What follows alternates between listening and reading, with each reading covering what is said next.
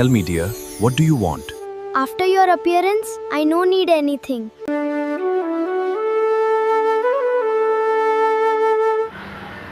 हमारे सभी YouTube family को बहुत बहुत जय जय श्री सीताराम। हमारे जीवन में दुख, कष्ट और परेशानियां इन 3 ग्रहों की वजह से जरूर आती है, जो है शनि, राहु और केतु। इसलिए लास्ट तक बने रहें इसके उपाय को जानने के लिए। इन उपायों के बीच में हमारे को महाबली हनुमान जी की कृपा अवश्य चाहिए होती है। अब ये उपाय उन लोगों के लिए खास है जो शनि की 7.5 से गुजर रहे हैं, और उनमें भी मेष राशि वालों के लिए खास है, क्योंकि इस समय जो शनि भगवान है वो 12वें भाव में है, राहु 11वें भाव में है और केतु 5वें भाव में है। अब जो इस समय मंगल है वो वृषभ राशि में है।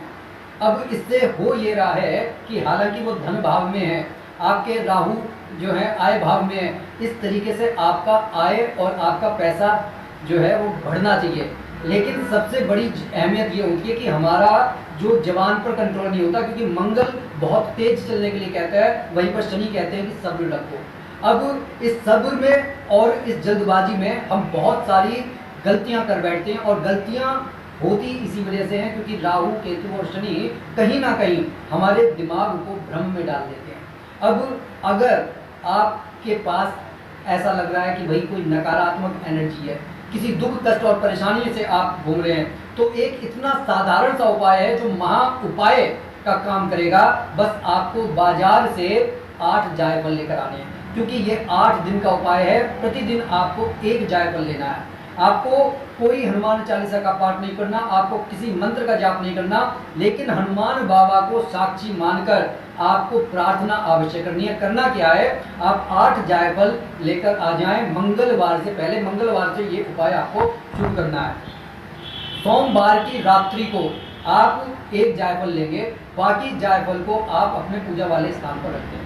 अपनी मुट्ठी में लेकर, सीधी मुट्ठी में लेकर आप हनुमान बाबा को साक्षी मानकर अपनी दुख, कष्ट और परेशानी कहें कि मैं इस समस्या से जो है जूझ रहा हूँ और मेरे को कोई निदान नहीं मिल रहा, ऐसा लग रहा है कि सारे दरवाजे बंद हैं। आप मतलब उसके सामने अगर आपके आंसू भी निकल रहे हैं तो कोई देख नहीं रहा, और वो जो देख रहे हैं वो आपकी मजाक नहीं उड़ाएंगे, क्योंकि दुनिया नहीं है कि दुनिया आपके दुख को सुनकर हंसती है आपके पीठ के पीछे। लेकिन उनसे जब हम कह देते हैं तो वो हमारे ना सिर्फ ढांढस बनाते हैं बल्कि हमारा कल्याण भी करते हैं। बस इतना आपको कहना है। कहने के बाद में इस जायफल को आप अपने तकिए के नीचे रखकर सो जाएं निश्चिंत होकर, क्योंकि अब आपकी पहरेदारी आपने अपने उस महान अभिभावक को सौंप दी है जो अब आपका बाल भी बांका नहीं होने देगा। सुबह आप उठ जाइए, नहा धोकर पूरी तरीके से जो आपके घर के काम है आप कर लीजिए, खा पी लीजिए, जो आपको नौकरी वगैरह पर जाना है उसके लिए तैयार हो जाइए। उसके बाद में इस जायफल को उस स्थान से उठाएं और ले जाकर आप हनुमान बाबा के मंदिर में उनके चरणों के पास में रख दें, और पुनः अपनी प्रार्थना दोहरा दें कि हे प्रभु, कोई भी मार्ग मेरे नजर नहीं पड़ रहा है, मैं संकट से जूझ रहा हूँ, समस्या से जूझ रहा हूँ, या फिर अगर आपकी कोई ऐसी मनोकामना है जो पूरी नहीं हो रही वर्षों से, आप उस मनोकामना के लिए भी ये उपाय कर सकते हैं। अब आपको ये उपाय सोमवार से आपने शुरू करा है और मंगलवार को आपने पहली बार जायफल रखकर आप आए हैं। सोमवार से सोमवार तक 8 दिन हो जाएंगे। मंगलवार से ये उपाय शुरू होकर मंगलवार को ही खत्म होगा। आपको प्रतिदिन लगातार मंगल, बुध, बृहस्पति, शुक्र आपको हर रोज रात को इसी तरीके से प्रार्थना करनी है, सीधे हाथ में वो जायफल लेकर। और सुबह उठने के बाद में आप सूर्य अस्त से पहले पहले, सूर्योदय के बाद में और सूर्य अस्त से पहले पहले इस जायफल को महाबली हनुमान जी के मंदिर में उनकी प्रतिमा के चरणों पर आप रखकर अवश्य आएं। अगर आसपास में कोई मंदिर नहीं है, कई बार जो खेतों में हम हनुमान बाबा की प्रतिमा लगा लेते हैं, अगर वहां पर हनुमान बाबा है तो आप वहां पर भी रख कर आ सकते हैं। आप देखेंगे कि आपके जीवन में जिस सुख की आप चाहना करते हैं वो आपको मिलकर रहेगा। अगर आपको ऐसा लगता है कि सारे दरवाजे बंद हो गए हैं, तो आपके जीवन में अचानक से कोई अजनबी आकर आपकी उंगली पकड़कर उस पार ले जाएगा।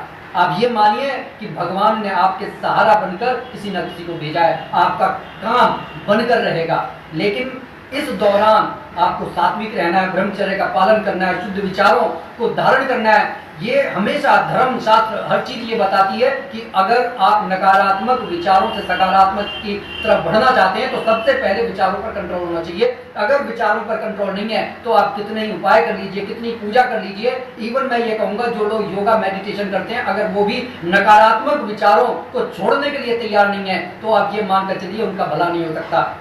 क्योंकि आप उदाहरण देख सकते हैं दुर्योधन का। दुर्योधन जो एक महान ज्ञानी था, एक बार भगवान श्री कृष्ण से कहता है कि मैं जानता हूं कि धर्म क्या है, अधर्म क्या है, लेकिन धर्म को जानते हुए भी धर्म के कार्य करने का मेरा मन नहीं करता और अधर्म को छोड़ने का, पाप को छोड़ने का मेरा मन नहीं करता। तो भगवान श्री कृष्ण ने कहा कि देखिए सिर्फ ज्ञानी बनना काफी नहीं है, ज्ञानी के साथ में विवेकवान और सही रास्ते पर चलने के लिए अपने आप को प्रेरित करना हमारी सबसे बड़ी जिम्मेदारी है, तभी हम अपने सही लक्ष्य पर जा सकते हैं। अदरवाइज मरने के बाद भी लोग हमारे पर गालियां देंगे और कोई नहीं चाहता कि मरने के बाद भी उसको गालियां दी जाए। तो कैसी लगी वीडियो कमेंट करके जरूर बताइएगा, ज्यादा से ज्यादा से शेयर कीजिएगा ताकि और भी लोग लाभ उठा सके। जो भी भाई बंधु बहन हमारे चैनल पर नए हैं कृपया चैनल को सब्सक्राइब कर लें, कमेंट बॉक्स में इष्ट देव का नाम लिखना न भूलें और नोटिफिकेशन बेल को ऑन कर लें ताकि आने वाले समय में आपको सही समय पर हमारी वीडियो मिल सके।